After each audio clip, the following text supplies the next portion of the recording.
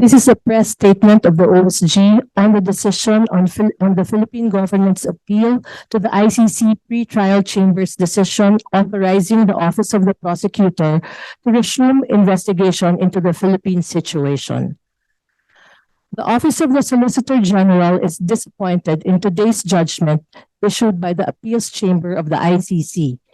By a split 3-2 decision, the Appeals Chamber confirmed the impugned decision of the Pre-Trial Chamber 1 entitled Authorization pursuant to Article 18, Paragraph 2 of the statute to resume the investigation of the 26th January 2023 and in effect refused to recognize the Philippine government's primary and sovereign right to investigate serious crimes in derogation of the complementarity principle so fundamental to the working of the international criminal justice system of which the ICC forms part.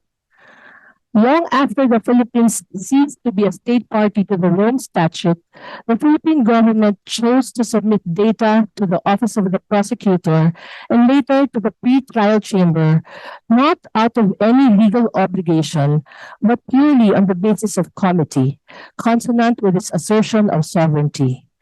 Its submissions bear out the internal investigation and prosecution activities undertaken so far by the government connected to the anti-illegal drug campaign.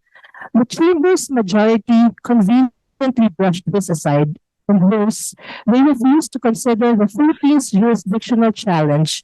on the ground that the impugned decision of the pre-trial chamber is not a decision on jurisdiction. But as correctly pointed out by the Chamber's minority, which included the presiding judge no less, the issue of jurisdiction is properly raised before the Appeals Chamber because the pre-trial chamber's finding on jurisdiction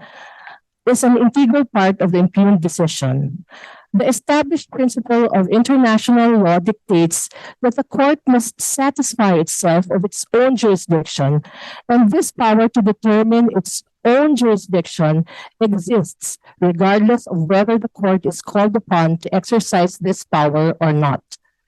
The minority also strongly pointed out that the Rome Statute is a treaty, and that, in the words of the minority, it is a fundamental right of states to decide whether they want to be bound by a treaty or not. It is therefore found that the Philippines' withdrawal before the court's authorization was requested and secured was a valid exercise of a state prerogative and divests the court of jurisdiction. The majority decision does not alter the fact that the Republic, through its various national and local agencies, remains fully committed to the internal investigation and prosecution of allegations connected to the anti-illegal drug campaign. The Philippine government will not be deterred by today's outcome.